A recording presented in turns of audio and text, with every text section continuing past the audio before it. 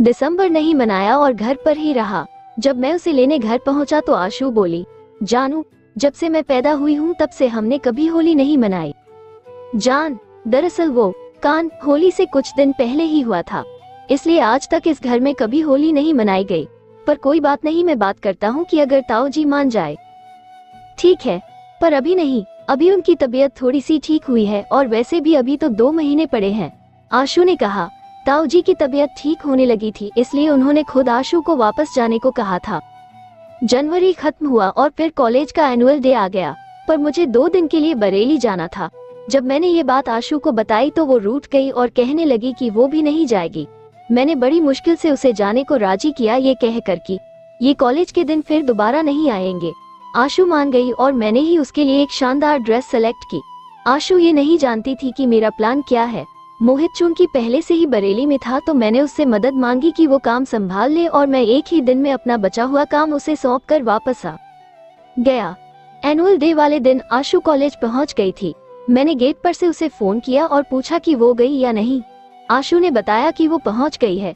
ये सुनने के बाद ही मैं कॉलेज में एंटर हुआ और आशु को ढूंढता हुआ उसके पीछे खड़ा हो गया। मैंने उसकी आंखें मूंद ली और वो एकदम से हड़बड़ा गई और कहने लगी, प्लीज, कौन है, प्लीज छोड़ो मुझे। मैंने उसकी आंखों पर से अपने हाथ उठाए और वो मुझे देखकर हैरान हो गई।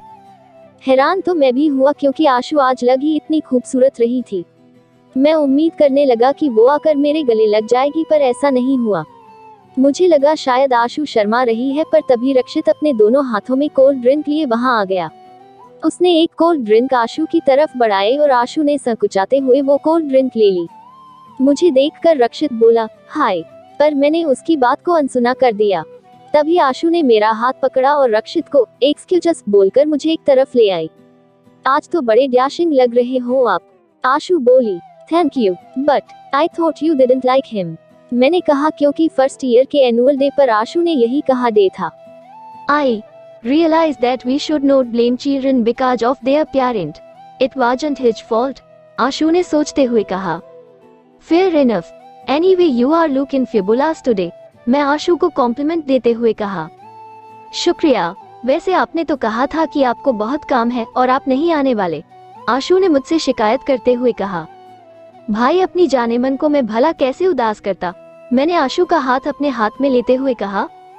मैंने सोच लिया था कि मैं आपसे बात नहीं करूंगी, आशु ने कहा। इसीलिए तो भाग आया, मैंने हंसते हुए कहा और आशु भी ये सुनकर मुस्कुरा दी। इस कुछ डांस परफॉर्मेंसेस थी तो मैं और आशु खड़े वो देखने लगे और लाउड म्यूजिक के शोर में एंजॉय करने लगे। आशु की कुछ सहेलियां आए और वो भी हमारे साथ खड़ी होकर देखने लगी। ये देखकर मैंने सोचा कि चलो, आशु ने नए दोस्त बना लिए हैं। निशा जाने के बाद आशु की जिंदगी में दोस्त ही नहीं थे। खैर, दिन बीते और होली आ गई। हर साल की तरह इस साल भी हम दोनों होली से एक दिन पहले ही घर आ गए। शाम को होलिका दहन था, जिसके बाद सब घर लौट आए। रात का खाना बन रहा था और आंगन में मैं, गोपाल भैया, पिताजी और ताऊ जी बैठे थे।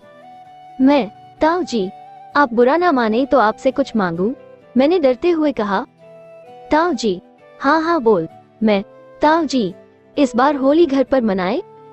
मेरे ये बोलते ही घर भर में सन्नाटा पसर गया। कोई कुछ नहीं बोल रहा था और मैं मन ही मन सोचने लगा कि मैंने कुछ ज्यादा ही मांग लिया क्या। ताऊ जी उठे और छत पर चले गए और पिताजी मुझे घूर कर देखने लगे और फिर वो भी ताऊ जी के पीछे छत पर चले गए। कुछ देर बाद मुझे ताऊ जी ने ऊपर से आवाज दी। मैं सोचने लगा कि कुछ ज्यादा ही फायदा उठा लिया मैंने घर वालों की छूट का। छत पर पहुंचकर मैं पीछे हाथ बांधे खड़ा हो गया। ताऊ जी, तुझे पता है कि हम क्यों होली नहीं मनाते? मैंने सर झुकाए हुए ना में गर्दन हिलाई। कारण ये कि अगर मैं ये कहता कि मुझे पता है तो वो मुझसे पूछते कि किसने बताया और फिर प्रकाश और उसके परिवार के साथ हमारे रिश्ते बिगड़ जाते। ताऊ जी, तुझे नहीं पता, गोपाल भैया की पहली बीवी अश्विनी जिससे हुई वो किसी दूसरे लड़के के साथ घर से भाग गई थी। उस टाइम बहुत बवाल हुआ था। गांव में हमारी बहुत थू थू हुई।